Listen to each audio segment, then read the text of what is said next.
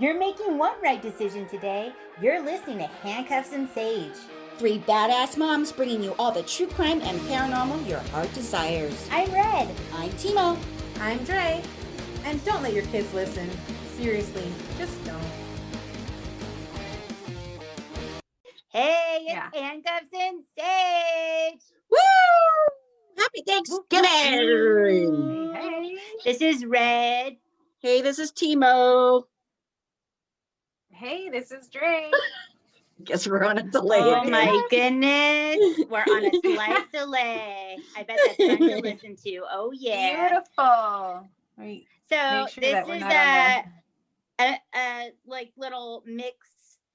We're mixing it up today. We're gonna be having Thanksgiving tomorrow, which is crazy. I can't believe we're at this time of year where Thanksgiving is tomorrow, y'all. Oh my gosh. Yeah.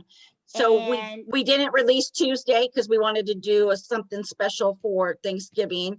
It's really just our normal thingies, right? I mean, we're just telling you, mixing it up. Yeah, we're just mixing it up, and we're giving it to you on Thursday instead of Tuesday. That is correct, Timo. I'm so glad. I'm glad you know what day it is. I'm having a real hard time lately knowing what day it is. Yeah, same. Mm-hmm. Yeah, Not everything seems like a big old jumble all the time. Oh. So maybe I should get with it. Get with the program, Red. Let's do this. I'll work on it. I found something that I had never heard of before, and this has been happening a lot. I always thought I knew every little thing about true crime, and I guess Red doesn't know everything, and that's hard. That's hard. Wow. Yeah. Well, it's hard. I'm glad you're admitting it for once. Just kidding. Write it down. It's going to be the only It's test. Good. I'm glad that you're finding stuff that you can get excited about, and you can tell us, and you're like learning it yourself too. So that's fun. Yes. So are you guys ready for tomorrow? I think so. I'm cooking. I'm just cooking for my mom and my boys. I usually do a turkey, and I usually brine it like a week prior. But we usually don't finish the turkey, and it's such a waste, and not a lot of us like the dark meat and whatever. So I just got a turkey breast instead. Okay. Took it out of my fridge about an hour ago. It's still frozen solid, so it's not going to get brined, but hopefully it'll thaw out overnight, and then I'll just have to like season it up and do some good stuff. Oh, I might do some like really cool like seasoned butter and like rub that under the skin, and then on top of the skin. It's going to be a total keto Thanksgiving. That does sound good. It does sound good. I make a wild rice sausage stuffing, and I put like artichoke hearts in it, and it's so yummy. But I'm not, because I'm doing keto, I'm not doing that. And I'm like, I hope you guys know I'm not doing stuffing this year. I am doing mashed potatoes for them, but I'm going to do like a cauliflower, like a cheesy cauliflower for me. I'm doing some Brussels, and I'm going to do a keto. You're doing Brussels? I'm doing Brussels sprouts. That's the way the cool kids say it, Red. Oh, that's why I don't say it that way. I'm not cool. Dang it. I'm a nerd. Oh my gosh. That all sounds so good. It really does. Sounds good. Does. It sounds good. Dre, what are your plans, girl? Everybody is dying to know. Yeah, this is gonna be great, guys. So I always make a ham. So I was trying to get out of it this year. Yeah, because my mom and my sister both do the turkey, which is cool. They can keep their turkeys.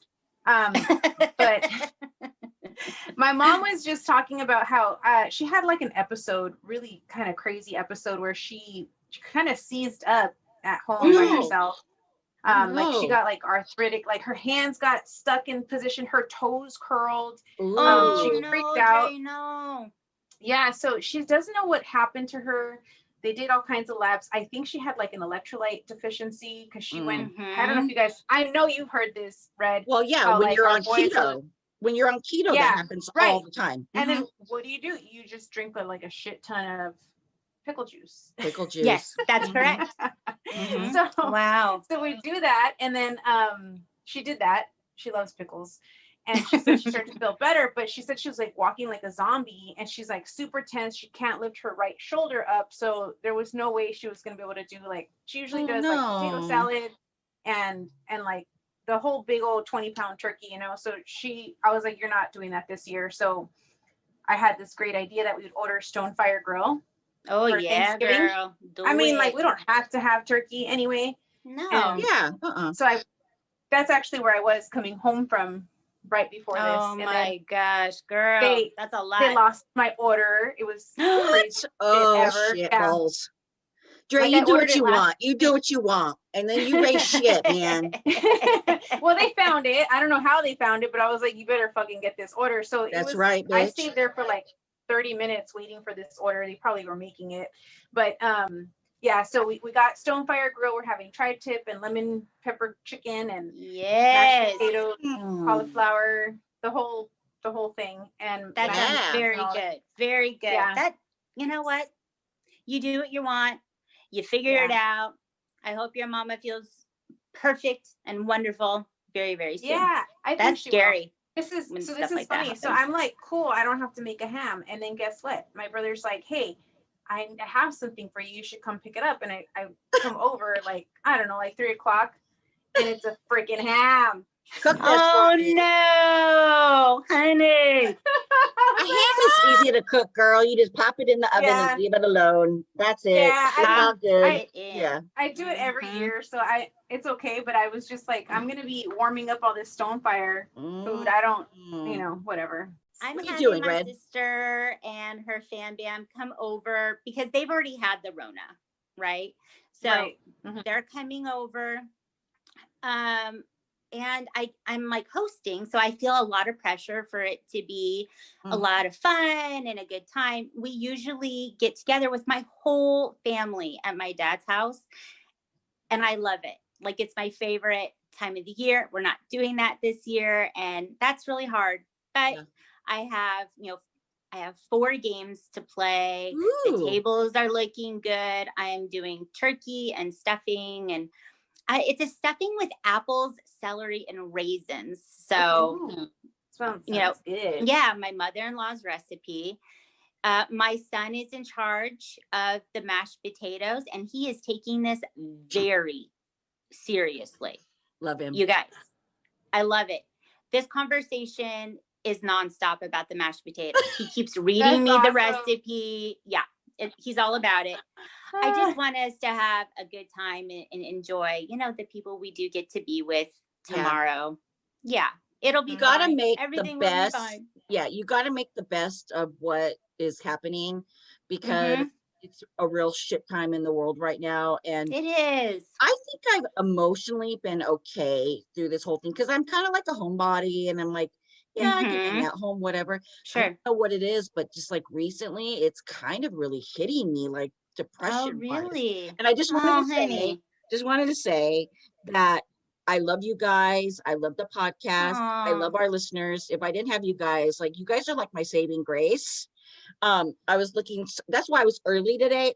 2 other people in this podcast are not very professional, and I don't know who you're talking about, but that's rude. Timo was like ready at like, okay, 7:50, like, so I'm so excited. And then are y'all ready? I'm ready. I'm ready. Yeah, buckle up. Let's do it. Do it. I've pieced together my notes. So hang tight, everybody. Let's see how amazing this sounds. Are they half printed and half written? Yes. You fancy. I am always fancy. That's correct. But let me tell you, I got a lot of really amazing information from Murderpedia. I watched a bunch of like news reports and things on this story. And so I really pieced a lot of this together.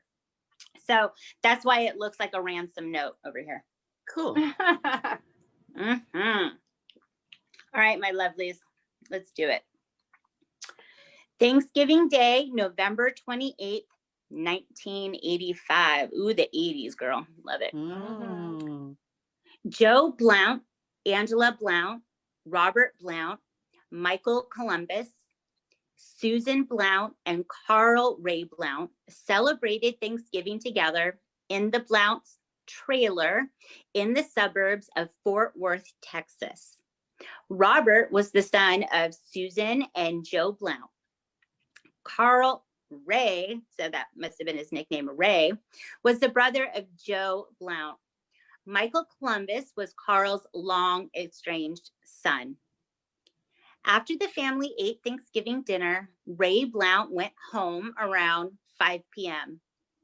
Around 9 p.m., Susan Blount went to lie down for a nap. Well, Thanksgiving, that turkey is hitting hard. She's like, I am done. Okay. I'm feeling this. Okay. Joe Blount drove Robert, Angela, and Michael to a convenience store about half a mile from the park where they bought snacks and beer. That's a good way to spend Thanksgiving. Love it. Snacks and beer. Susan Blount soon heard a knock at the front door. She looked out the window, but didn't see anyone outside. So she returned to her nap. When the rest of the family returned from the convenience store, they discovered a briefcase on the doorstep. The three teenagers were excited because they thought the briefcase might have either money or jewels in it. Okay, so this is absolutely happening in the 80s, right? In the 80s, we all thought $1 million was in a briefcase anytime you saw a briefcase. Always. Because of movies. And like always. Every limousine you saw was Michael Jackson. Yes. Okay. I understand this thinking. So these teenagers are excited about this mystery briefcase on the doorstep. After bringing the briefcase inside, Angela opened the latches and it exploded. No. 3 members of the Blount family were killed in this explosion.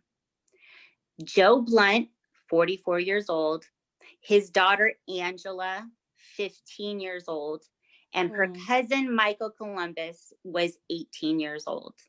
Susan and her son were injured, but they did survive. Okay. Wow. So this is going to be a mix of a lot of different people that were all affected by this event. Okay. Michael Roy Toney grew up in Cottonwood, California, a small town that was about 90 miles away from Sacramento. His father left the family early in his life, and his mother worked in local taverns.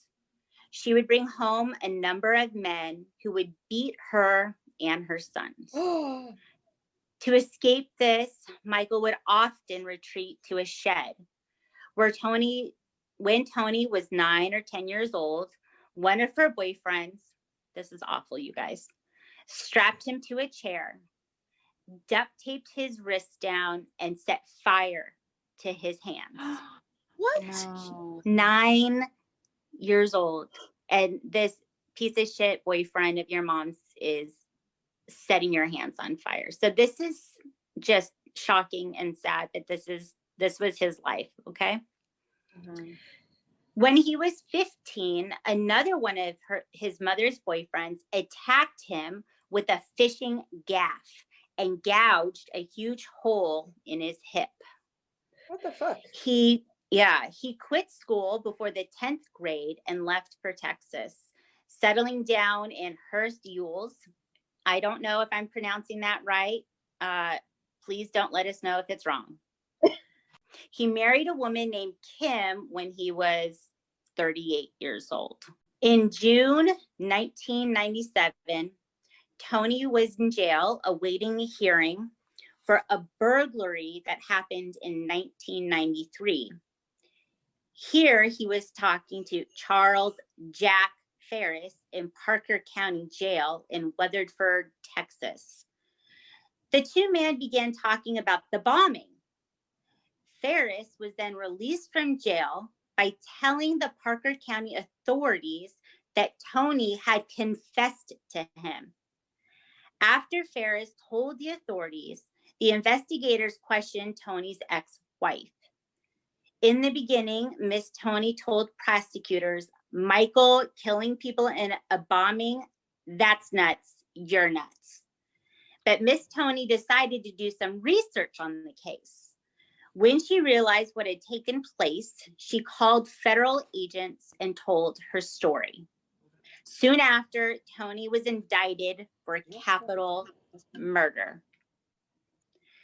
Months had passed and Ferris had changed his story about Tony's alleged confession to the crime. Ferris explained how Tony had come up with the story in order to get him out of jail earlier. He told investigators that Tony and me made up the entire thing. So if you're following along here, you guys, Michael and this guy, Jack, are sitting there in jail, right? Mm-hmm. And they decide that they're going to tell these investigators, these authorities, that Michael confessed to it and he would tell them all about it to get him out of jail early. That was their amazing idea. Mm-hmm. This is a dumb idea. Never confess to anything. How about that? Right? Never confess to anything. He did it to get out of jail. He said, Michael confessed to this bombing and now I'm out. But then later he's saying, just kidding. We made the whole thing up and this is why we did it. Okay. Wow. Are we all together here? Okay. The trial started in May 1999 in Fort Worth, Texas. Susan and Robert Blount gave their testimony as to what happened that day. Then the testimony from his ex-wife, his ex-best friend, and another cellmate occurred. His ex-wife, Miss Tony, said that her, Tony, and his best friend, Chris Meeks, went to a propane shop that was adjacent to the Hilltop Mobile Home Park. She says that Tony got out of the truck with a briefcase and disappeared. She then says he returned without the briefcase. And then they went to the nature center and stayed for several hours. Her testimony also included that Tony shot a beaver with a rifle while they were at the nature center. Why are people shooting at beavers? What did that beaver do to you? And then nature center like supposed to be like, hey animals, we love you. He's just going around shooting beavers. So this is her testimony, okay? A cellmate of Michael Tony, Finis Blankenship, testified that Tony told him that he was paid $5,000 for the murders. Blankenship also said that the murders were part of a drug-related hit, but the bomb was put on the wrong doorstep. That sucks. Yeah. His testimony came in the second phase of the trial. This helped the judge decide whether Tony deserved to be executed. This testimony showed the jury that Tony had a motive for the crime.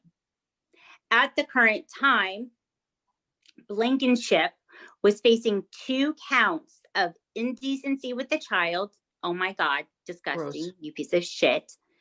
And habitual criminal charges.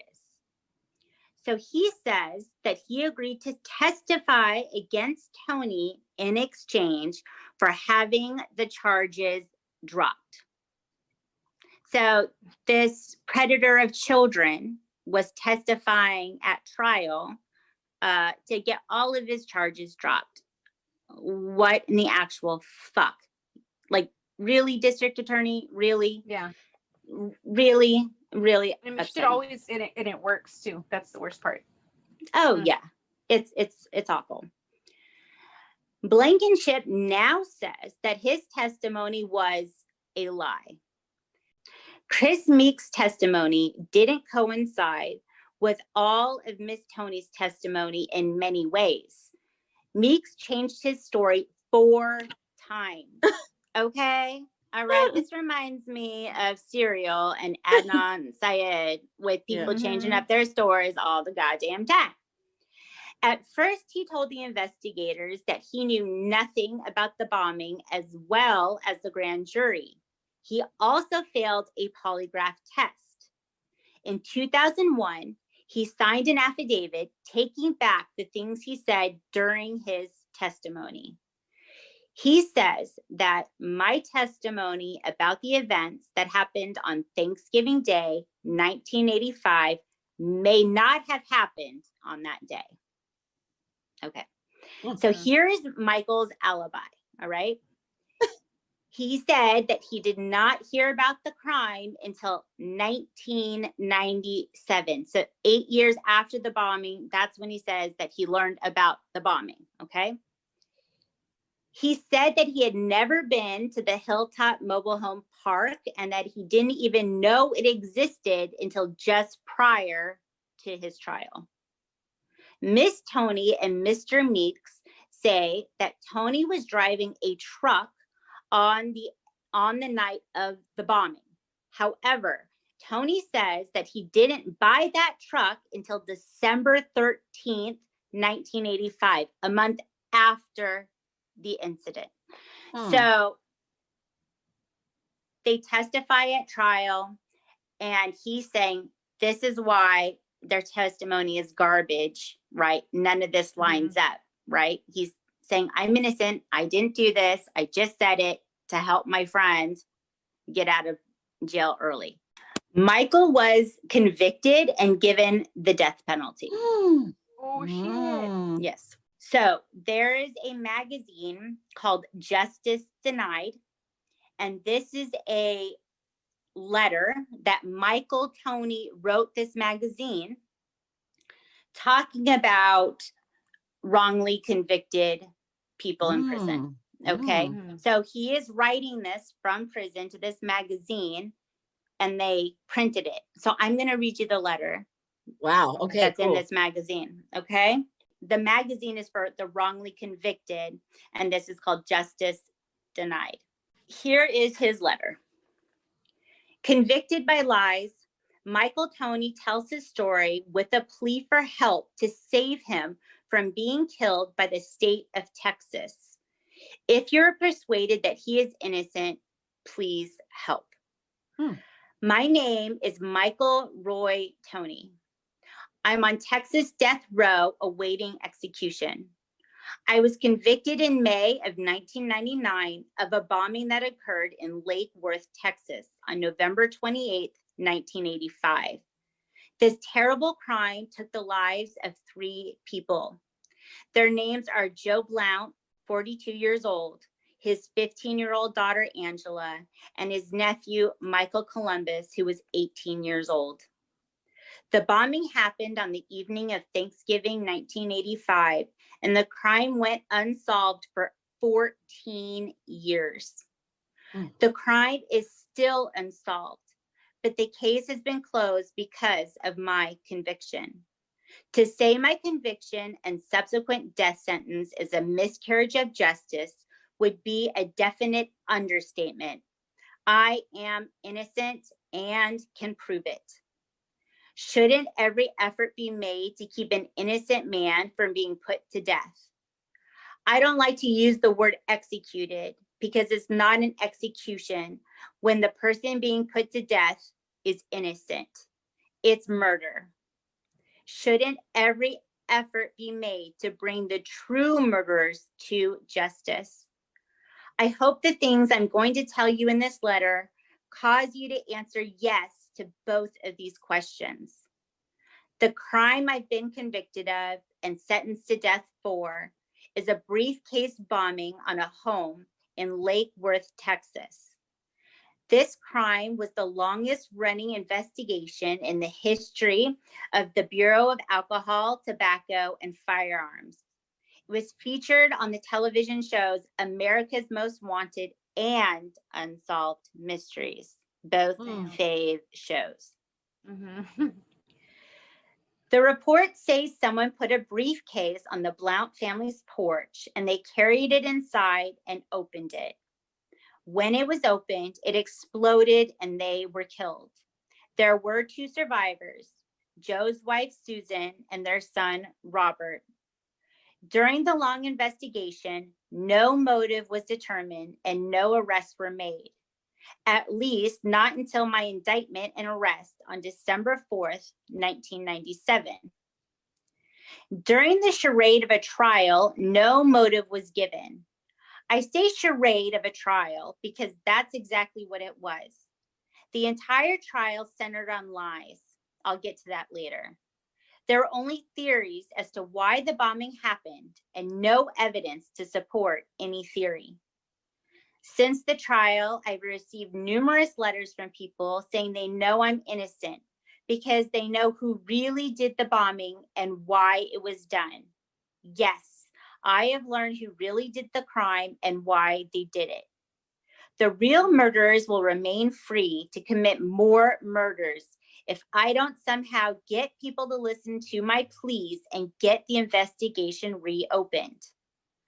I spent Thanksgiving 1985 at my friend Chris Meek's home in Keller, Texas. Present that day were Chris, his mother, his stepfather, his girlfriend, and I. That evening, I received a phone call from my girlfriend, Kim, who I later married on March 4th, 1986. We divorced in 1989. Kim called to tell me she was leaving her family get-together and was going to her apartment. We had agreed to meet at her apartment that evening. I got in my car and left Keller by myself. Chris stayed home with his family. Kim and I had just met less than a month prior, so we were still in the phase of our relationship where we spent every minute we could together. Well, damn, I'm still in that 20 years later. Okay, just kidding. Forever. Forever. Mm-hmm. I have to jump ahead to 1997 now. In June of 1997, I met a man named Benny Joe Toole. This was actually the second time we had met. We first met in 1990, but we didn't realize that until we had talked for a little while. Benny was telling me about a polygraph test that he had just taken regarding the Lake Worth bombing. I believe I asked him what that was all about. He said that he and his friend, Mikey Huff, were suspects in the briefcase bombing in Lake Worth. At this point, I'm all ears because I hadn't heard anything about the bombing other than the Oklahoma City bombing. We've all heard of that, right? Mr. Toole later said that he told me about it in 1990 when we first met. To this day, I don't remember him telling me about it prior to June of 1997. Toole went on to tell me that someone had dropped a briefcase off on someone's porch in Lake Worth and that it exploded, killing the whole family. He didn't give me any more details. It was all new to me. I hadn't heard about it on the news or read about it. The following month, I told a man named Charles Ferris everything that Toole had told me. To make a very long story a little shorter, on December 4th, 1997, I was indicted for capital murder of multiple victims in regard to the bombing. When the ATF agent and the Texas investigators served me with the indictment, I told them the exact truth. I told them about what Mr. Toole had told me and that I didn't know anything other than what he had told me.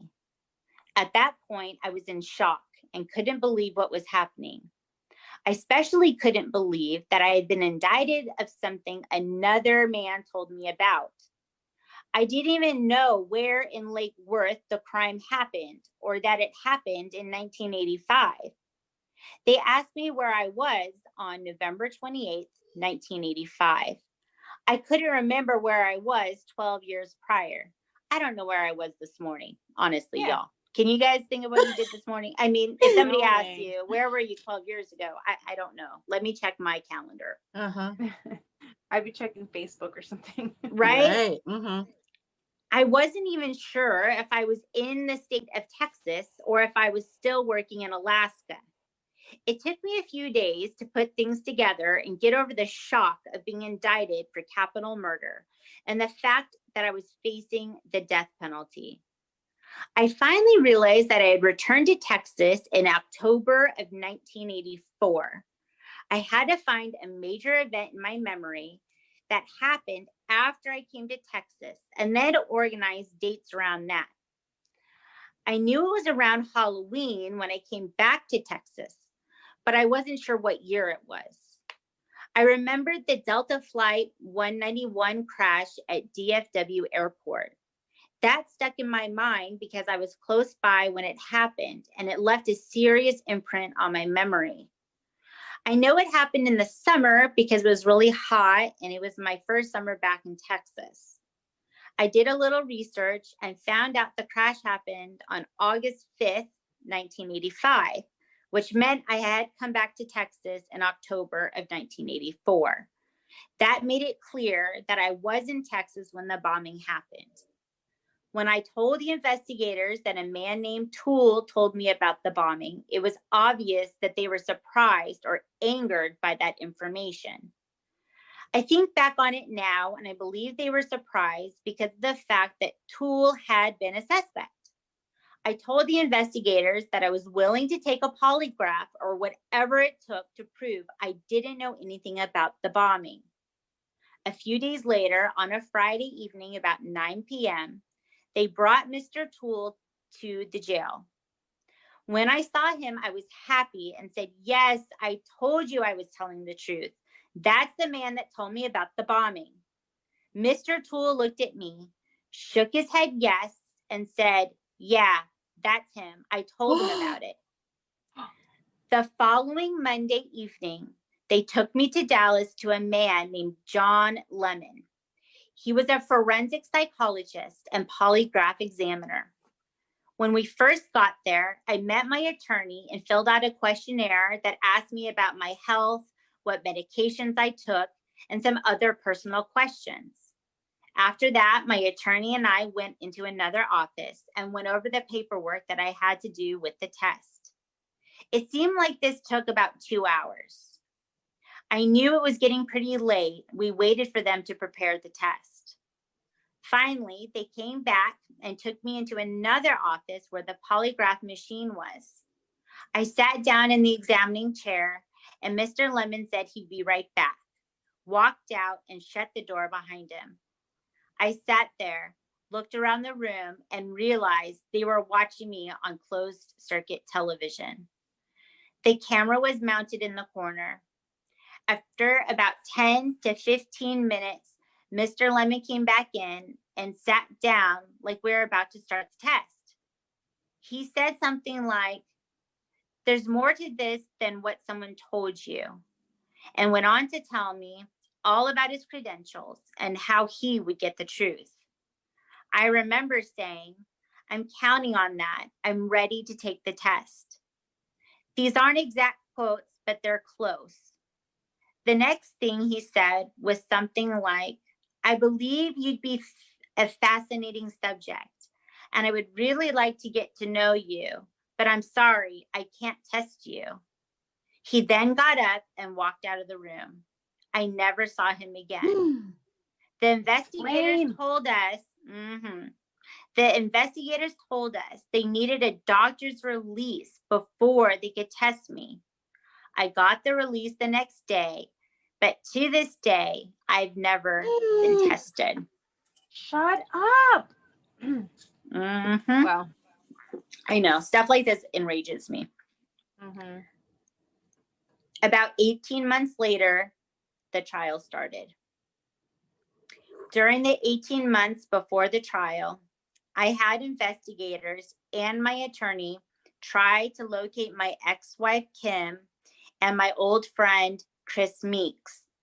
I hadn't seen Kim since 1989, and I hadn't seen Chris since the spring of 1986. I thought for sure if we could find them, the whole matter would be resolved. I thought they would tell the truth and the whole nightmare would be over. Boy, was I wrong. Kim and Chris were the state's star witnesses. Oh my God. They were the entire case. Kim testified that when the ATF agents first questioned her. She didn't know anything about the bombing and just like me, hadn't heard about it. She said, Mike never mentioned it and I don't know anything. A few weeks after investigators questioned her, she went to the public library and read all the old news stories about the bombing. That's what we had to do. No Google. Go to the library and look it up, right? Yep. Kim said that while she was reading the newspapers, she realized that the bombing happened within a couple miles of a place that we went fishing. She called the ATF back and told them about going fishing at the nature center in Lake Worth. I can't quote her exact trial testimony, but it went something like this. On the night of Thanksgiving, 1985, Mike and Chris came to my apartment and we decided to go fishing. We all got in the truck and went to Lake Worth. When we got there, we stopped at a propane place and Mike got out and got a briefcase from under the toolbox that was in the bed of the truck. He walked off with the briefcase and came back without it. We then went down onto the road into the nature center where we hung out for a few hours until after midnight. Just before we left there was a splashing noise in the water. So Mike and Chris went and got their rifles out and Mike shot a beaver. Then we left. What the fuck? I don't get this beaver story. Under cross-examination, she said that she didn't hear any sirens, see any emergency vehicles, or hear an explosion. Nor did she ever see a bomb. Why didn't she hear an explosion or hear sirens? I'll tell you why not. 1, we didn't go fishing on Thanksgiving. 2, we didn't even leave her apartment on the night of Thanksgiving. What else is wrong with her testimony? 1, I didn't have the truck on November 28th, 1985. I didn't get it until December. 2, according to the National Weather Service, November 28th, 1985 was the coldest day of November. The high was 42 degrees and the low was 31 degrees with winds up to 15 miles per hour. That is cold. I am not leaving my bed and my heating pad to be anywhere, okay? That is cold. 3, the 2 rifles weren't purchased until December 18th and December 19th, 1985, per ATF gun register records. What the fuck then? Come on. Yeah. There you go. 4, the toolbox that she said was on the truck was bought for my birthday on December 29th, 1985. Check the records. At this point, it's pretty clear what I'm getting at, but I will explain anyway. We didn't go fishing on the night of Thanksgiving. I don't know anyone that would. It's not even possible for things to happen that way with Kim. We couldn't go to the lake in a truck that didn't exist at the time. I couldn't get a briefcase out from under a toolbox that was in the bed of a truck that didn't even exist. And I shouldn't and I couldn't shoot a beaver with a gun that didn't exist yet. It doesn't make sense for anyone to hang out at the lake for hours in the middle of the night when it's 30 some degrees, right? Hello. Right. We did go to Lake Worth Nature Center and go fishing one night, but it wasn't on Thanksgiving. How can I be so sure that something that happened so long ago? It's simple. The records prove that I'm telling the truth. When we did go to the lake, it was in the truck that we got in December. I did shoot a beaver. Oh, come on, Michael. Oh, I was hoping that was a lie. I know, right? I did shoot a beaver with a Ruger Model 1022. That was bought on December 19th, 1985. I didn't. It's a good day, girl. Good day. I didn't know it was a beaver at the time. I thought it was a muskrat or a nutria rat. Oh, he thought it was a rat, not a cute little Oh, keeper. yeah, those nutrient Okay. rats are gross looking. Yeah. I'm going to give Michael a pass on this then. Okay. Chris Meek's testimony was different from Kim's, but it did corroborate her testimony. They both committed perjury and got an innocent man sentenced to death for a crime another man told him about. Chris couldn't answer a single question without looking to one of his 3 statements as if they were a script. He didn't have any idea what was going on, and he was scared to death. Somehow he was forced to testify falsely. By whom? I'm not positive, but I have a good idea. I was convicted of a crime another man told me about. I was convicted solely by the lies of 2 people. Perjured testimony got me sentenced to death. If you're like most people, you're thinking, why would someone voluntarily lie and get an innocent man sentenced to death? This is where I have to speculate on a few things. I have a different theory, but one of them seems to prove more correct than the others. I think Kim talked to her boyfriend after the ATF interviewed her, and they went together to the library. I think they may have gone to the scene of the crime to put a story together. I think the agents told her about the substantial reward, and she relayed that information to her boyfriend, and he talked her into lying for the reward. That is awful. That is awful. I'm speculating when I say that, but that's the only thing that makes sense. Some of the things she said were absolute lies. For instance, the briefcase. I didn't own a briefcase until 1988 or 1989, and everything she said about stopping at a propane place is a complete lie. I've never in my life been to the place where the crime happened. I didn't even find out exactly where it happened until just before my trial.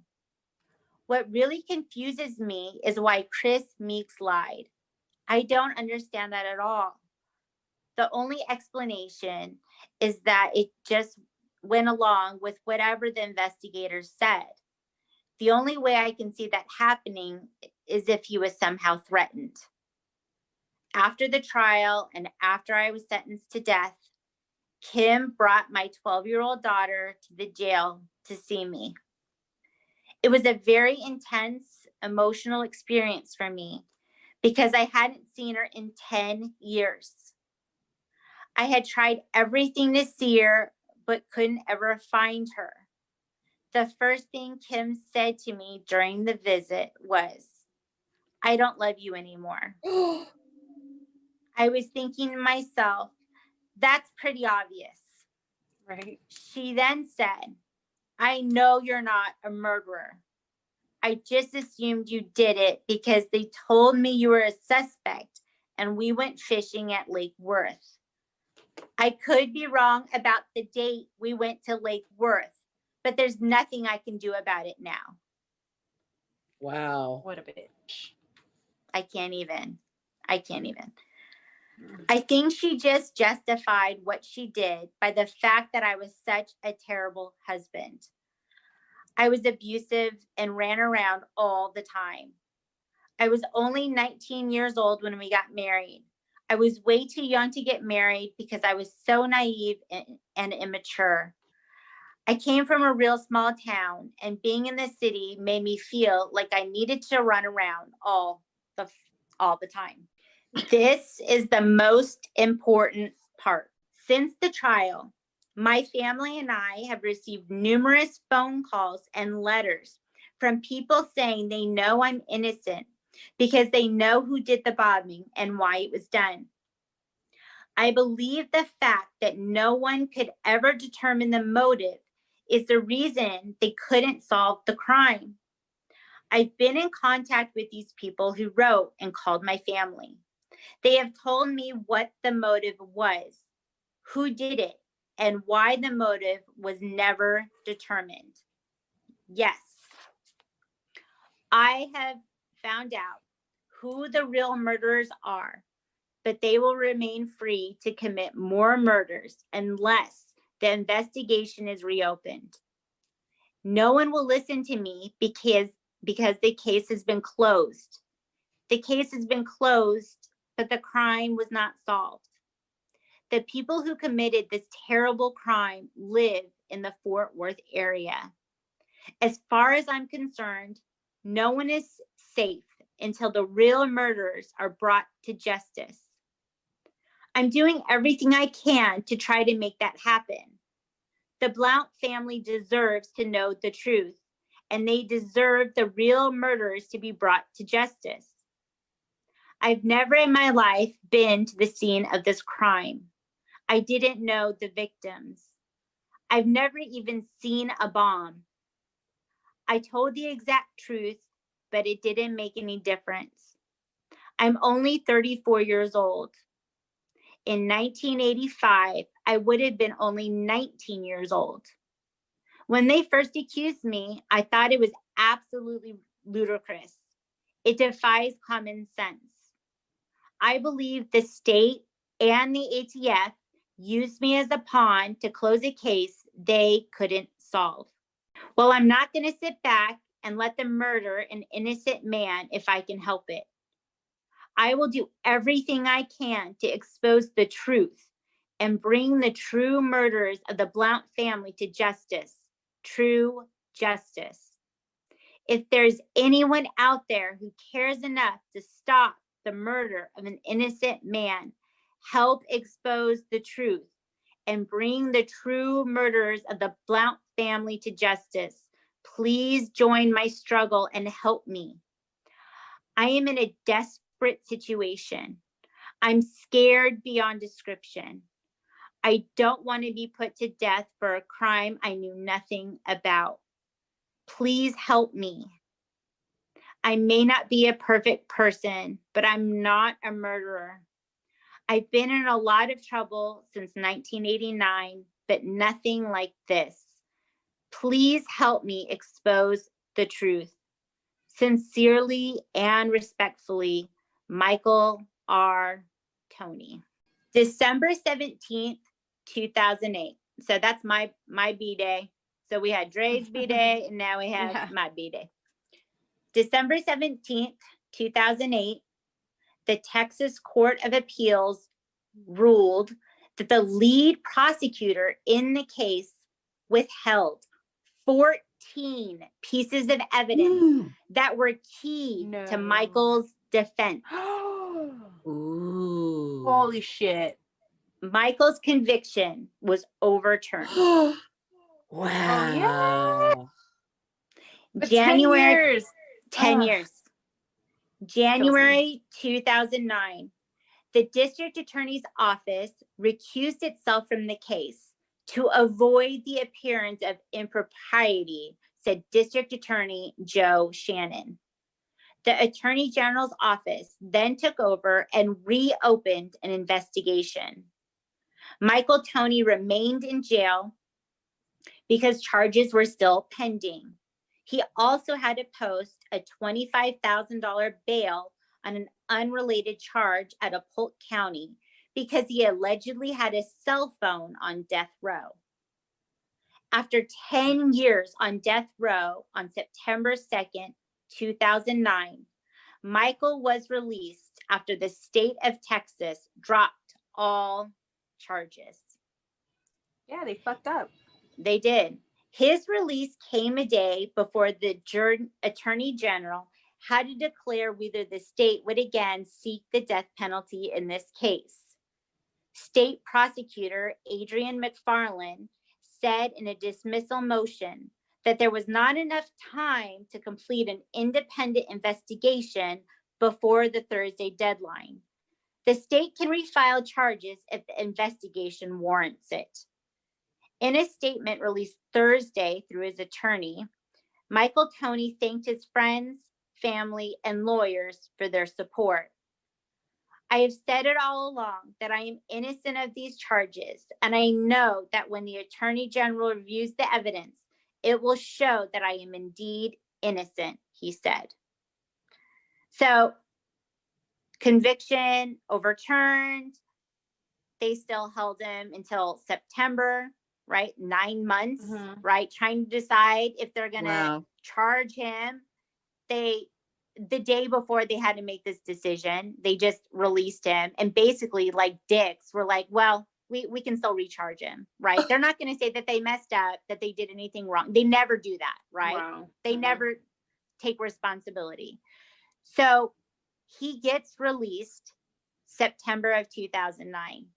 And he's, you know, excited. He's been on death row for 10 years. Like, this is his chance finally to kind of start life at this point. On Saturday morning of October 3rd, 2009, Michael Toney lost control of his pickup truck while driving, causing it to roll over and ejecting Michael from the vehicle. No. Michael Toney died 1 month after his release. This case remains unsolved. Red. Yeah, that's terrible. Yeah. So this Thanksgiving, love your family and friends. Be glad you're not on death row. Red, I hate this story. It's a terrible story. I'm sorry. Oh my God. Happy Thanksgiving, everybody. Hooray! I was like, yay, he's released. Yeah, he died. God, that's so horrible. It's a heartbreaking story on so many levels because the Blount family really doesn't know what happened. This man spent 10 years on death row, and then he dies. It was less than a month after his release. This story remains unsolved, and I hate that district attorneys can't take responsibility ever for fucking up. They just won't do it. It's crazy. I think I mentioned this before. I watched Trial 4 on Netflix, you know, about the wrongfully accused. And it really, these stories stay with me. It drives me crazy when someone does, 20, 30 years for something that they didn't do. It drives me nuts. It really does. It's really hard for me. So this is a crazy story too. Yes. It's heartbreaking. Yeah. And it's mind-blowing how many stories there are of people doing time, people being on death row. It's terrifying. It really is. So stories like that really get me. Ugh. So this is a crazy Thanksgiving one. I hope that it is solved someday. Yeah. It's crazy in his story how he talked about knowing who did it and what the motive is. Where is that information? Right? Like, if his family got that information, has that not been looked into? I mean, he died in 2009. Nothing has been worked on. I don't know. Yeah. It just kind of crazy. It's crazy to me. So happy Thanksgiving, y'all. Happy Thanksgiving. All right. All right. Let's buckle up for some paranormal with Timo. So I've wanted to do this story for a really, really, really long time. It's been in the back of my mind. I'm like, okay, I need to figure out when I'm going to do it. And reading it, I realized that this happened on Thanksgiving Day. Well, part of it happened on Thanksgiving Day. And I'm like, way. Okay, so I'm like, cool. Like, this is perfect. Thanksgiving special. Yeah, this is perfect to tell us the story. So I want to give a shout out to medium.com. I just loved how they told this story. They just told it. You can go onto many different websites and you can see, hear this, read how the story happens, see how the story happens on YouTube and whatever. But I just love the way they phrased it. So I'm giving them a shout out. Most of my notes are from them. And the reason why it affected me the way it did is because they called it The Beautiful Stranger. And then after that, they said The Hopeless Death of Kate Morgan. And to me, that kind of got to me because you're saying, oh, she's just a beautiful stranger, and then you find out she died, and it was a hopeless death. So that was kind of sad. So this is the story of Kate Morgan, and also about the Hotel del Coronado, which is in San Diego. Well, it's in Coronado, on Coronado Island, south of San Diego, but it's in the San Diego area, and you have to go over a big bridge to it. It's this beautiful wooden hotel that it's just absolutely gorgeous. I can hear you. Apologize, everybody who's listening. I muted myself to put my hair up. I was saying, Timo, I've always wanted to go there. Oh, okay. I thought Dre was saying she couldn't hear me, and I'm like, oh damn, here I am listening, talking along, and nobody can hear me. No, she was professional. She was talking. She was talking, and I was like, I can't hear you. Okay, good. Okay. So you've always wanted to go. Me too. I've never been. I totally want to go. It's a fancy place. Oh, it's a little pricey, man. Oh yeah. So this is just a little side note. Today's rates are like $600 to like $3,500. What? Okay, we got to do the low ball one. I know, right? I wonder if they give military discounts.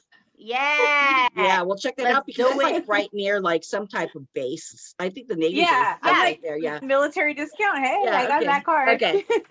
Maybe a AAA discount. I can contribute. We'll hook them all up. Okay, we'll do them all. Yeah. And then we got to stay also in Kate Morgan's room, because that's the most haunted. But I'm gonna tell you about her life.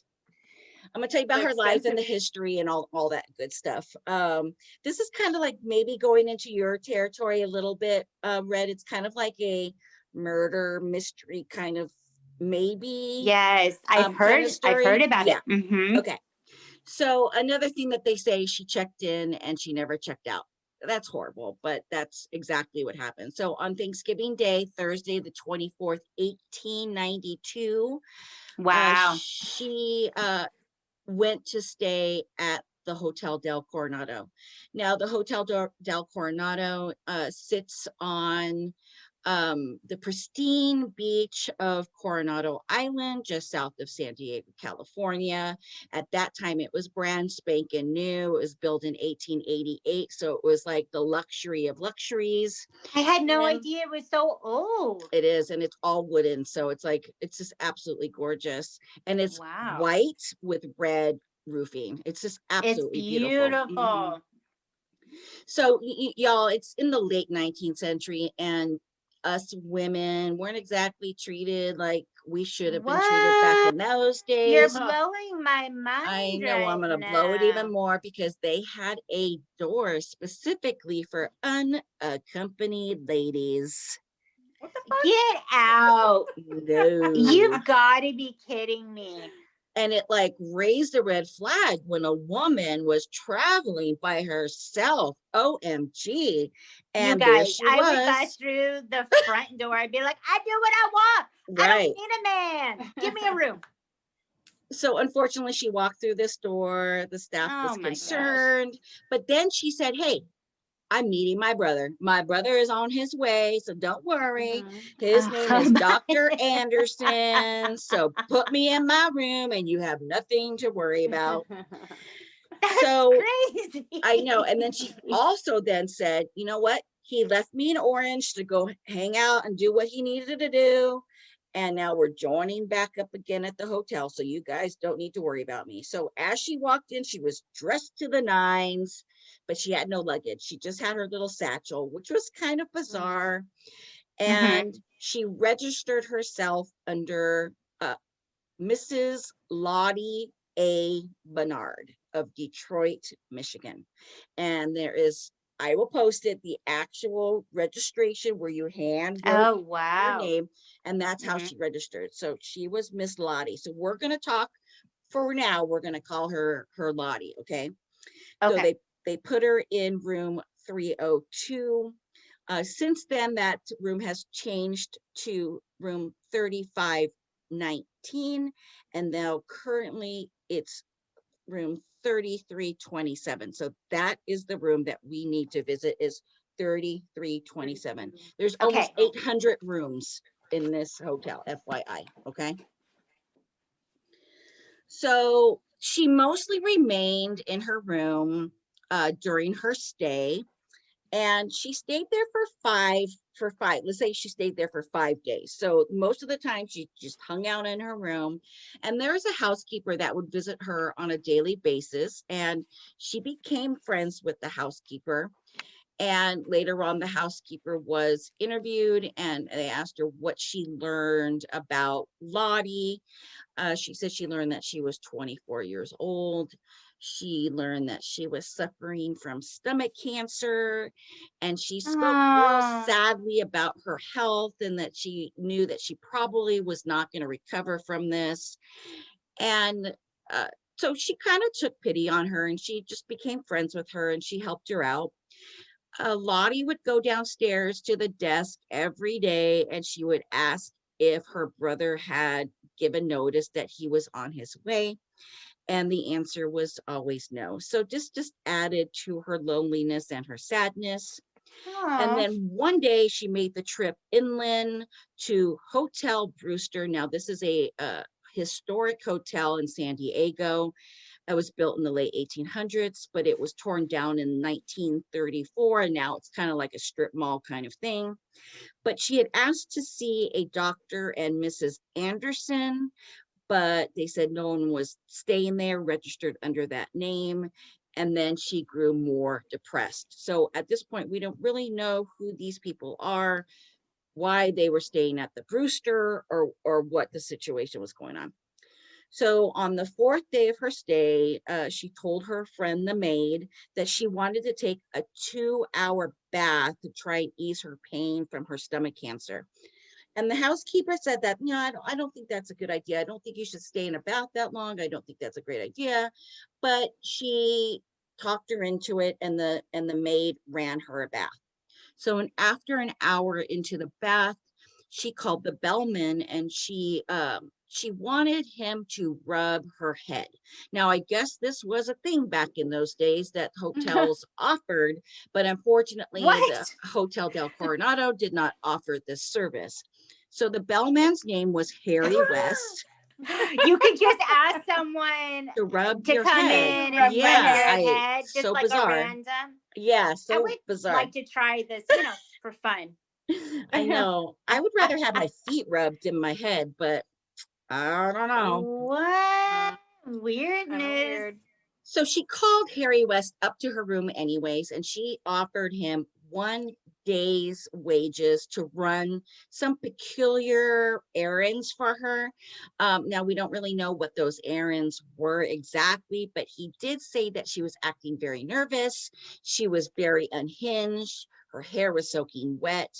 And they kind of said maybe she had tried to drown herself at that point. Maybe calling him into her room was asking for like a cry for help, but we will never know.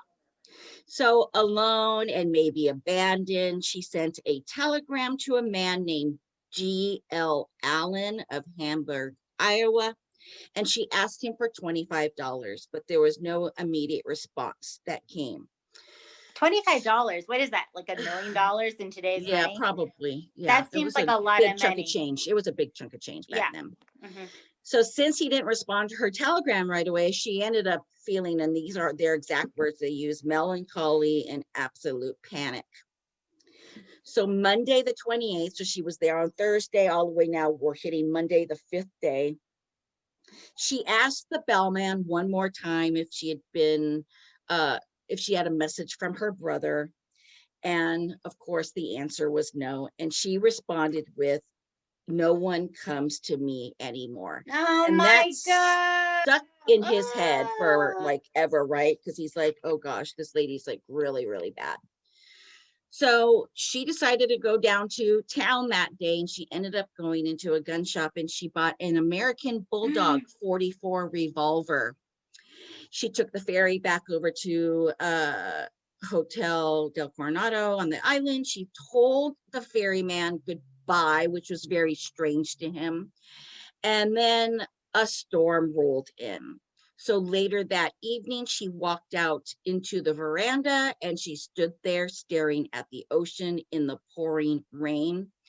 The staff was kind of like, what's going on with this chick? She wore a black lace headscarf, And she just basically just stared into the sea, which was about 15 feet away. So she is rough, right? Yeah, she is rough. super depressed. She is not doing well. Right. Poor thing. So the I'll next rub her morning, head. yeah. So the next morning, the hotel electrician, David Cohn, was kind of walking around the premises, and he noticed that there was this black thing like on the steps going down towards the beach. And as he got closer, he realized that it was a woman in black clothing laying across the steps, and she was dead.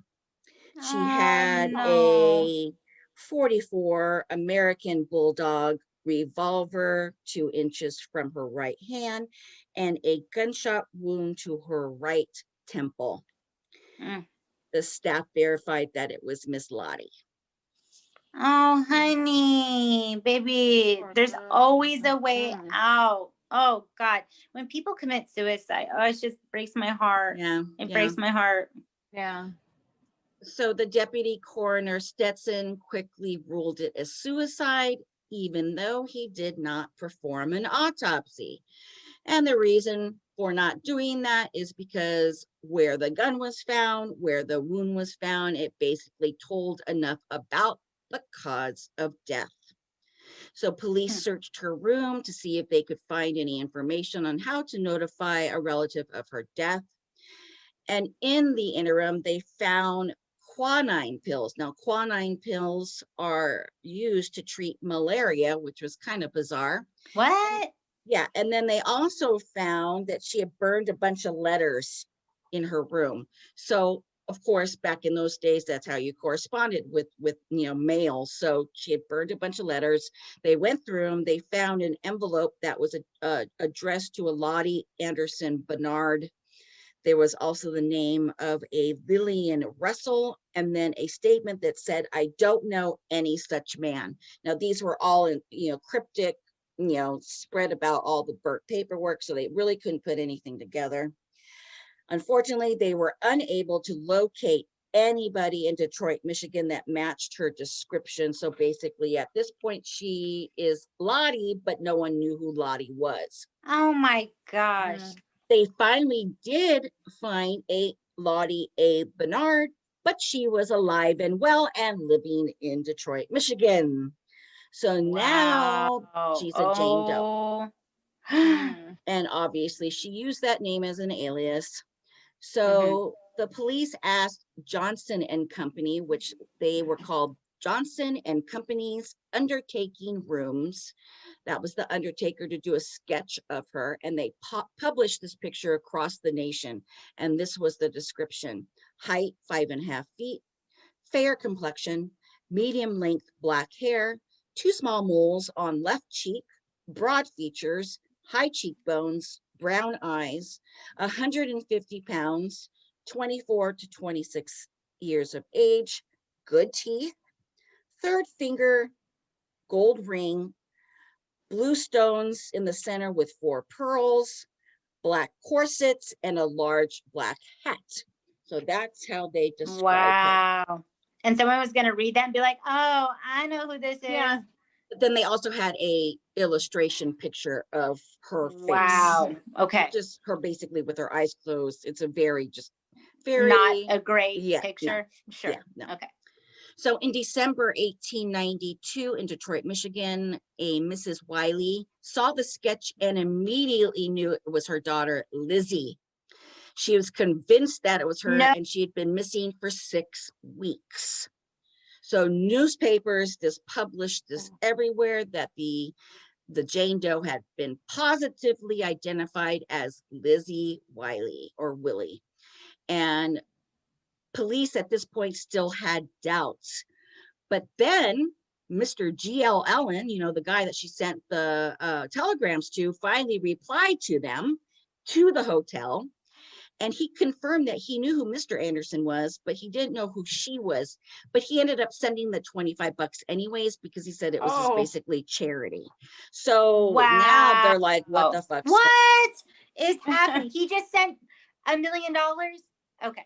Mr. Anderson ain't all that. Just wait till you hear what this motherfucker was doing. Dang, okay. Here it happens. Okay. So there were just some discrepancies, especially with the moles. Both women did have moles on the left cheek. They were kind of not in the same places where they should be. But Lizzie Willie had pierced ears, and the body that was found did not. So you can't really fake that. Pierced ears, not pierced ears. Right. So then Mrs. Willie received a letter from her daughter Lizzie, who was staying in Toronto, and let her know she was never coming home. Peace out, bitch. So here we go again. Oh, not Lizzie. And then Medium put it as, once again, the beautiful stranger was nameless. So sad, right? So newspapers reported that the woman was not Willie. And this part is like bananas, y'all. So, and creepy.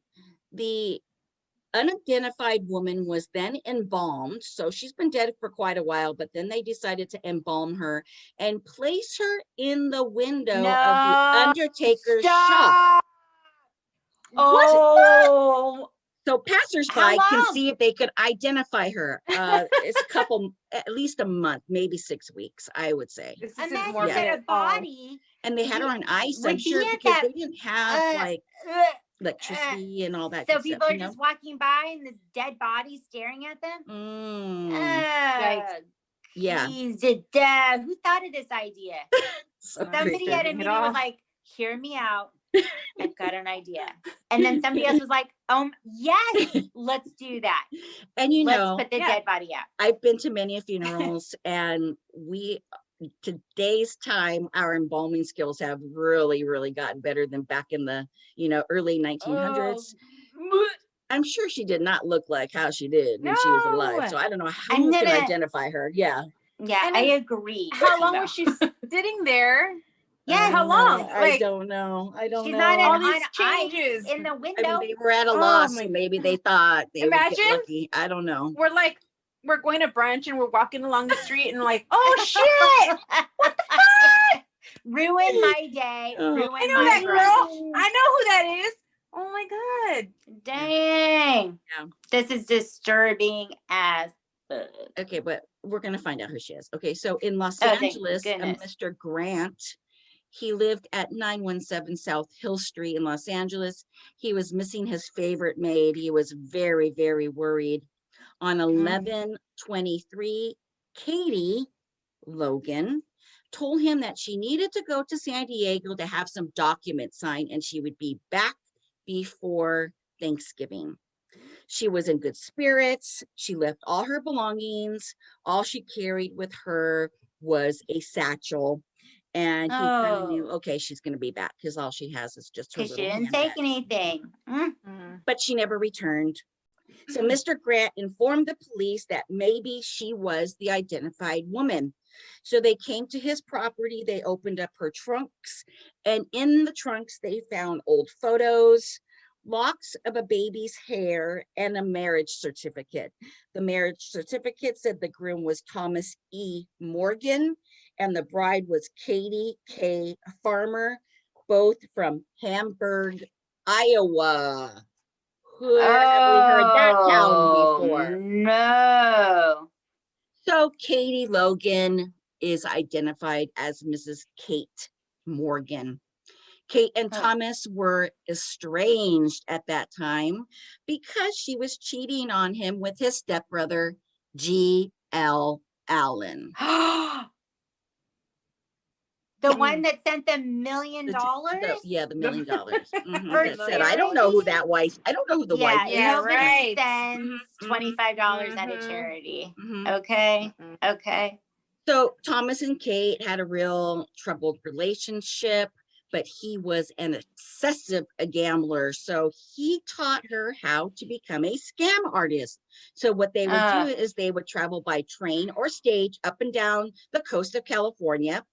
Kate would flirt with the rich men, and then she would promise something more in the relationship if they could beat her brother at a card game. And of course, they never won, and they swindled them out of money. So one day on the train, they fought like you could not imagine. She got off in Orange. He kept on going. And that's when she obtained employment with Mr. Grant. And oh my goodness. I don't know what correspondence happened at that point, but she went to the Hotel del Coronado to meet somebody. Maybe they were going to make up. Maybe they were going to, who knows what happened. But of course, he never showed up, and we know what happened. So there was evidence that she did not have stomach cancer. This was all a story, but unfortunately, she was. Well, she was a con artist. Well, her stomach cancer was pregnancy.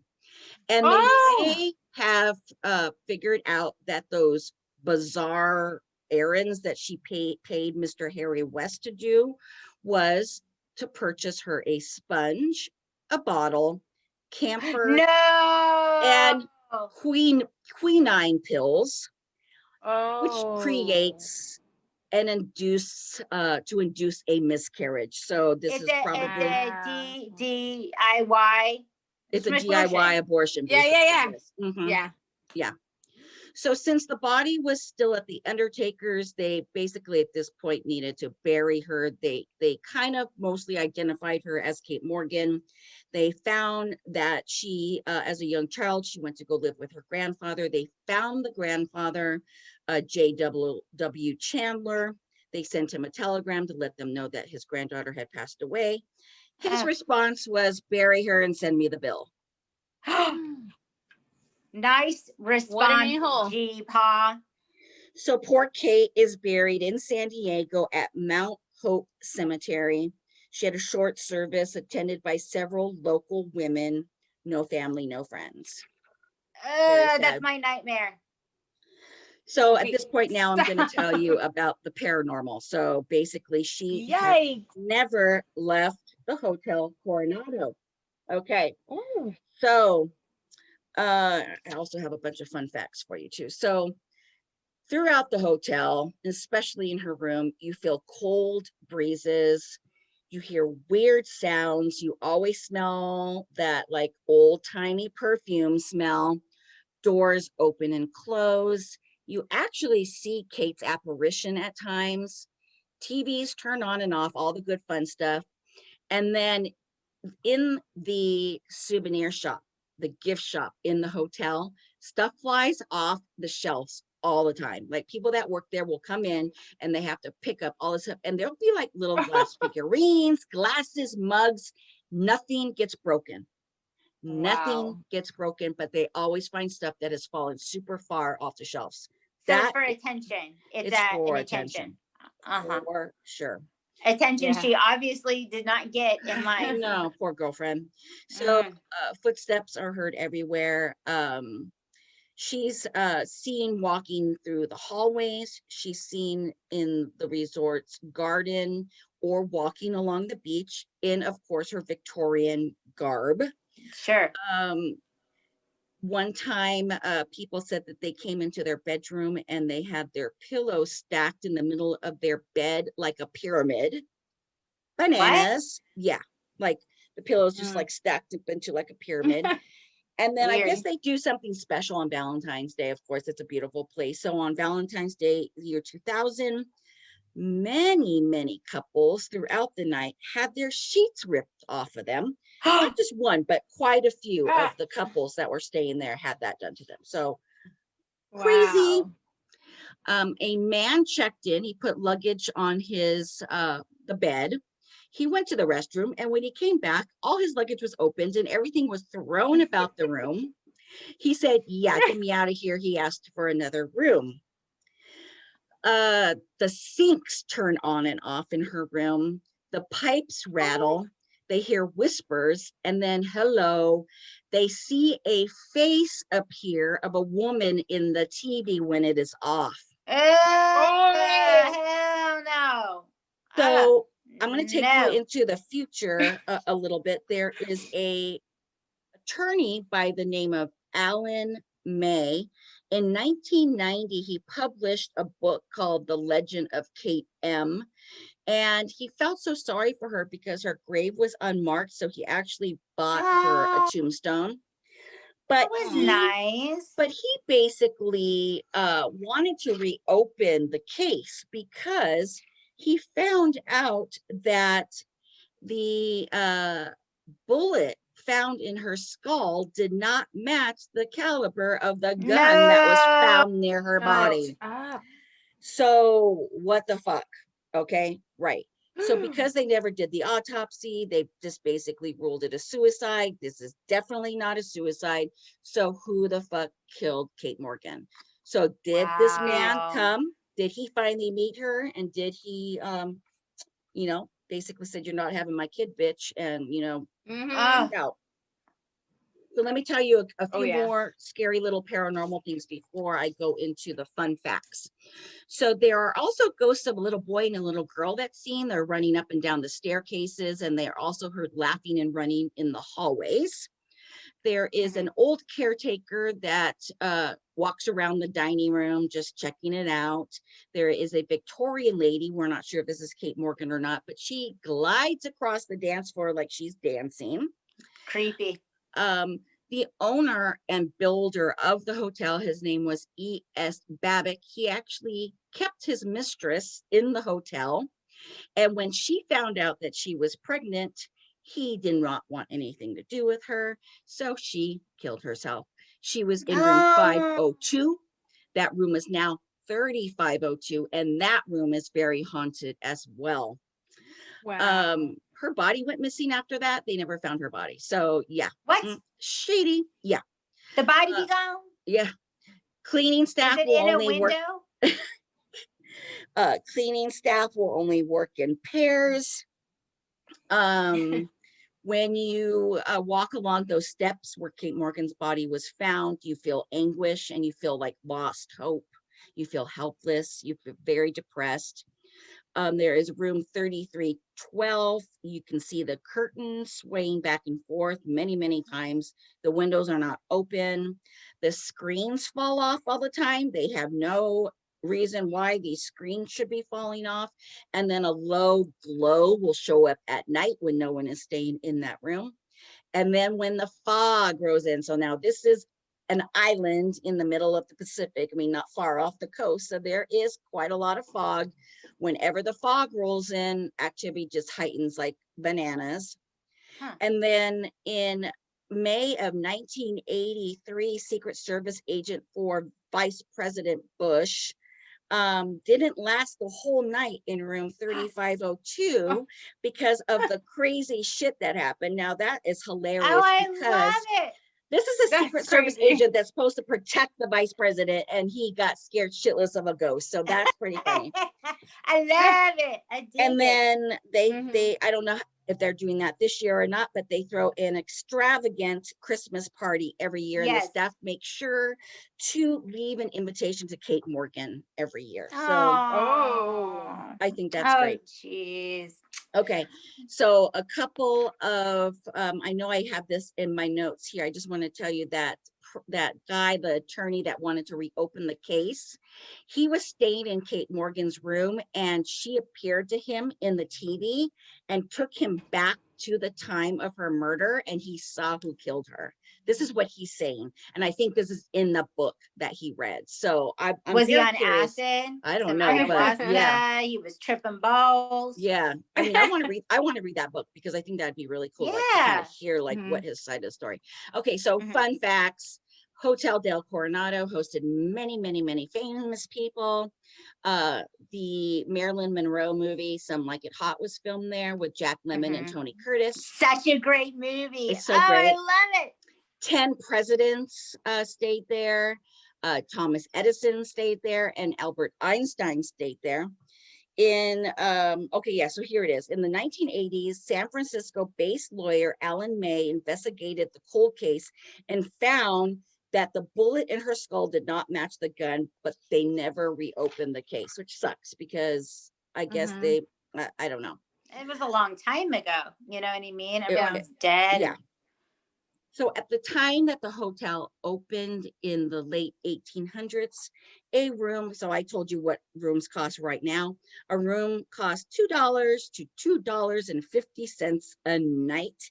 And that included a dinner in the Grand Crown Room. Yeah. So now it's anywhere from $600 to $300 are $3,500 a night. There's 757 That's crazy. rooms. Okay, so some of the famous people: James Stewart, Babe Ruth, Brad Pitt, Keanu Reeves, presidents, Yes. Howard, Taft, Kennedy, Carter, and Reagan. 12 films have been filmed there. I told you Some Like It Hot, The Stuntman, My Blue Heaven, and Wicked Wicked, which I have not seen, but that is a horror film from 1973. I'm going to check that out. Ooh. A few more little fun facts for you here. Okay, so Alan May claimed to be a descendant of Kate Morgan. And in The Legend of Kate Morgan, that's when he found he said that she appeared to him in the television set. So the Hotel del Coronado had the first oil furnace, the first electrical lights, the first ever outdoor Christmas tree, and the crown room ceiling, which is totally of wood, was put together by glue and pegs. I don't know if it is still today. That sounds like it would but take if we go there, we gotta check that out. It's like IKEA. I know. Put that shit together. Lots of couples broke up after trying to put that ceiling together. So the original grounds back then included a yacht club, an Olympic-sized salt water swimming pool, which is like, that's today's thing. That was very bizarre that they had back then. Fancy. A Japanese tea garden, an ostrich farm, and tennis courts. I love it. Of course, we need the ostrich farm. And then I'm going to end it with this. This is so fun, you guys. I got this from roadsideamerican.com. Popcorn gazillionaire Orville Rettenbacher lived there from 1976 until his death in 1995 at the age of 88. And he hasn't popped up yet in the hotel. That is crazy. I see the pun there. I see what you did. So there you go, Kate Morgan and the Hotel del Coronado. Good job, team. Damn. I just learned so much. I love that story. I mean, it's sad. It's a sad story too, but hopefully she found some solace. A lot of ghosts are staying at that hotel for free. Right? Yeah. Mm-hmm. Everyone else is paying a shit ton of money at night, and they're just doing whatever the fuck. I guess when I die, I will also stay at the Hotel del Coronado. Right on the beach? Why not? Come on, it's beautiful. Hell yeah. Yeah. Just do it. Do it. Mm-hmm. So you know, you do a lot of this paranormal stuff. Does the fog and like the heaviness of the water have anything to do with like increased paranormal activity? You know, any type of weather phenomenon is going to cause a lot of activity, especially when there's like thunder, lightning, anything like that. So yeah, I probably think that since they're on an island, the fog rolling, and you know, and fog is spooky as fuck, you guys. And I was just gonna say it probably just heightens people's you can't senses, see puts shit. them on edge. Maybe it gives you an outline of, you know, the spirits. I mean, maybe because of the heaviness of the air, maybe you can see spirits better. I don't know. There's been so many scary movies made with fog. So yeah, I wouldn't doubt it. Creepy. Yeah, of course. Yeah, it's scary. It is creepy. It's scary. It is scary. Yeah. Fog freaks me out. Driving in fog. Oh God, yeah. Forget it. Get out. The worst. You know, there is, and I want to like reach out to our listeners if they know. I've searched for this a million times. I was a big Elvira fan when I was a kid. Yes, and I wanted her boobs. Yeah, she used to have her like Saturday show where she would like show like 2 or 3 different shows. And there was this horror movie. One of the shows, it was so great. I loved it. But it had, the only part I remember is there was a young girl in a car and she's driving up this driveway and there's thick fog. And then these like people, weird ass people were like coming at the car out of the fog. And that's all I remember. So I guess I'm going to have to watch like all 599 million Elvira shows to find the one I want. And it's all on Amazon Prime. So I got it. So I'll just have to take the time out to watch it. Wow. I remember watching her when I was a kid. I love her. Yeah, and she's fine as fuck still to this day, you guys. I know. Yeah. I saw a picture. Yeah. Damn. Good genes. Good genes. Shit balls. Come on. I dig Elvira. Girl, that was a good story. Yay! Yay! Woo, woo. Ooh, now it's time for a bad story of the week. Woo! Is it a turkey story? What did a turkey do? Is it a frozen turkey? It's not a turkey story, but I do have a little bit of turkey tidbits for you guys later after the story. Turkey tidbits. Turkey tidbits. Not the gizzard, the tidbit. Titty bits. Titty bits. So we're going over to South Carolina with this wonderful couple by the name of James and Clarissa Munford. And they purchased a home. And after a few days after the sale was finalized, they discovered a literal treasure. Okay. So the former was it in owners, a briefcase? I don't know. No, I don't think it was a briefcase. But it was very well hidden. $1 million. No, it's $15,000. Can you imagine? No. Can you imagine? Hell yeah. And it wasn't in dollar bills. It was in freaking gold and silver coins. Like a freaking treasure, like a legitimate treasure. Really, really. So, I want that to happen. I want right? it. I want $15,000. Give it to me, house. So, they purchased the home. The previous owners lived in this house for 32 years, right? 32 years. So they hid this treasure somewhere in their house, and they cleaned it top to bottom. They did what the owners that lived in this house before me did for me, and they like cleaned it top to bottom. They even asked me for the keys and said, like, can you leave the keys so we can do the carpet before you guys come in? Wow. Their carpet was so that clean. is really nice. Wow. Super, super nice. So because they were such nice people, the Munfords were like, well, legally the money is ours, $15,000, but the right thing to do is what? Give it back. Oh, so they freaking gave it back. What if it wasn't theirs though? Awesome. What if it wasn't theirs though? What if it had been there for like a long time? I know, imagine. But it was theirs. It was the previous owners. They just forgot $15,000. Yeah. I mean, I had that problem. Like you live in a home for 32 years and it's like, honey, I don't know when that happened. Where did you put that $15,000? You know what? I forgot where I put it. Right. It's just so crazy because, it was like left in a built-in drawer. It wasn't like buried in the yard or anything like that. It was like, did you check the drawer? No, I didn't check the drawer. Okay, we're good. Well, so good for them. Good for them that they didn't care about their $15,000. That's fantastic. Right? But it was returned to them, and the original owner said, "You reap what you sow." So she says, they spent a lot of time and effort making sure that the house was left in excellent condition, and so a good deed was returned with another good deed. Super, super sweet. I can't believe it. I've heard people returning me all the time, and I always think like, damn. It depends, on the time. Like if you were to find $15,000 that you knew belonged to somebody else, what would you do with it?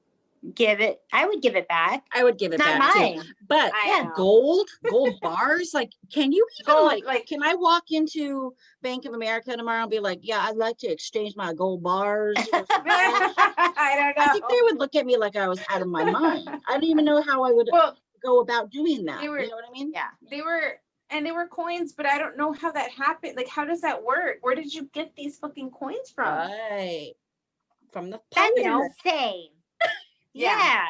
With the goonies. They found treasure. It was a treasure. Oh my gosh. So cool. I don't know. They are badasses. They did the right thing. They did. Yep.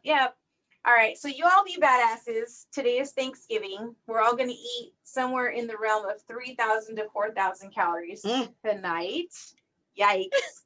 I don't think I can afford to do that. But I'm saying Americans in general are going to eat. Look at you see the way Red's looking at me like, bitch, you better not eat that much. Damn, honey, weigh in. It's still Monday. Weigh in are still on Monday. I'm not speaking for myself. There's no way I'm going to eat that much. Hey, as long Don't as be I a quitter, stay, Greg. as long as I stay within my 26 net carbs, 3,000 calories achievable. That is correct. That is the keto way. Yeah, That is the that keto is way. the keto way. Uh-huh. We unfortunately cannot do my that. bacon fat down, and I'm all good. It's called health. Okay. It's the best fat. All right. So just keep this in mind. Okay. It will take you, let's see, 3,000 calories equals 10 hours of walking at 4 miles per hour. That's a brisk walk. 3,000 calories is 4 hours of running at 6 miles per hour. It is also 12 hours on an elliptical trainer. 6 hours on the stationary bike. 17 hours of yoga. 6.5 hours of step aerobics. Or 42 hours of sitting and watching TV. So these 3,000 calories. That's what I'll be doing, bitch. Yep. For 42 hours. Yep. Easy. Oh my gosh. 6 ounces of turkey is 340 calories. And you could dance. Yes. 6 ounces, 340 calories. So you could dance or walk briskly for 1 hour to burn that off. Or you could have sex for 2 hours. Oh, you choose. I'll be doing that. That's how I work off my calories. Yeah. So fun fact, women burn off 3 calories per minute having sex, but men burn off 4 calories per minute having sex. I think my hubby burns way more than that. Well, yeah, I'm pretty lazy. He lost like 12 pounds in a week. Stop it. No, in 3 days, bitch. Okay, so check it out. Check it out. I think I was like, oh, yay. But I was still like, what the fuck, right? I know, yeah. And so now he won't tell me how much he's lost. He doesn't want me to get discouraged. Well, the water weight leveled off, and now it's like normal weight loss. So now, no, I can already see. I can already see a difference in his tummy. Men, it's men. It's men. It's not fair, man. It's not fair. How hard have I worked to lose this 45 pounds? Like really? Like it's been what, 5 months? Long. It's been hard. He like sneezed and he lost it. He sure did. Well, I am happy that he's doing it with me. It does make it easier. It really does. You guys are working towards a healthier, life. Yeah. It's good. Yeah. It's good. And he loves pickleball. Oh, your hubby we still need to get that together. So he loves pickleball and he feels like if he was lighter, it would definitely help his game. So he has that goal in mind. Yeah. That's good. That's good. Yep. For sure. Yeah. I'm going to start yoga, y'all. I want to do it. I want to do it. It's fun. Just to do the stretching because I don't know. I just feel like like I told you y'all, I worked in my garden on Sunday for 5 hours. The next day I was just like a wreck. And I want to be able to like bend down and then not be sore the next day. So I think they have yoga on Amazon Prime, honey. They do. Yeah. Oh, you have a yoga mat? If you ever want to go to studio, I have socks. I have the block. I have everything. Yeah. It's all wrapped up in a nice little package from the store still. Yeah. Yeah. I'm so proud of you, Timo. Yoga's great. You better do it. First step. It's good for the soul. It is. And I really need that right now. I really need that like namaste, so I can like kind of I'm so glad. I am so glad you're bringing this up because I wanted to mention to y'all that Deepak and Oprah are doing their 21-day meditation challenge and it's free. Yes. Yeah. Go online, okay. Just, Google Oprah Deepak 21-day. It's free. And so it's each day and it really teaches you how to meditate. It does teach you. That's what I want to learn how to do that. I love it. So my mind goes 5 million miles a minute and I don't think that I could sit there and meditate and free my mind from fucking, whatever. But I think that this is going to blow your mind, but I do have ADD, right? I do, right? I mean, yeah. You know that. We knew this. Right. Like, I mean, this, we found this out back when I was 13, and I didn't get medicated for it until way later on in life. But I had the hardest time when I first started meditating to quiet my mind. And it's like a muscle, like you learn how to do it. And I feel like because I've put in the time working on it, it's so much easier in any situation just to stop, like, and pull myself together than before I did meditation. Does that make sense? Like, yeah, for sure. Yeah. Mm-hmm. I learned how to do it. It teaches you how to do it, but you have to work on it. Yeah. It's not easy in the beginning, because I'll start thinking about my to-do list or whatever. Yeah, you know what's so weird is now that I realize when I was gardening for those 5 hours, I had nothing in my mind about all the drama that's going on. It was just like chill. So I probably can do it. I could probably do it. Yeah. That's awesome. You can do anything. You can do it. I don't know a world where my brain's not going 500 miles an hour. Right. I don't. Yeah, it's terrible. It's so good for you to like try and work on it. Mm-hmm. Be present, my loves. Yeah. I love this Thanksgiving special. Lots of Thanksgiving tidbits, a really messed up story that left us feeling sad inside, a fun paranormal story. It's all good. Yeah, and you know, it's 2020, so we have to do something that's going to kind of like shake things up a little bit, kind of make us like, you know what I mean? So, yeah. Oh, y'all. So you guys, while you're working out on the elliptical for 6 hours to burn off that Thanksgiving or having sex dinner. for 2. Or watching TV for 42 hours. That's right. Right. You can be Elvira Marathon. Oh, yeah. I love it. All of you guys can be handcuffer badasses, right? Check us out on Instagram, Facebook, Twitter, TikTok, YouTube. Just take a moment during your workout to check out our Patreon page, and maybe you guys would like to support us. And we just love hearing from everyone. When you message us, it makes our day. It makes us feel so special. It was kind of a trip, you know, to run into somebody the other day. Timo and I ran into someone who said that she listened to us all the time. And it was like, you know, you don't know what to say at first, but it was really nice and it felt good. And, you know, check out our website. It's Handcuffs and Sage podcast.com, and you guys can email us handcuffsandsage@gmail.com. It's so nice to get feedback from people. I love it. It feels good. You know, we take our time to do this. We all have crazy lives, but it's so nice to get support and love from everyone listening. It makes us want to do it more, right? Yes. Absolutely. Oh yeah. Woo! Try and get these girls to maybe record in a couple days for our Down the Rabbit Hole, but we'll see. We'll see how it goes. Oh no, Timo's smoking crack. She's a crack addict. We have a 4-day weekend, so let's see what happens. Okay, let's see. Okay. All right, are you guys ready? I think so.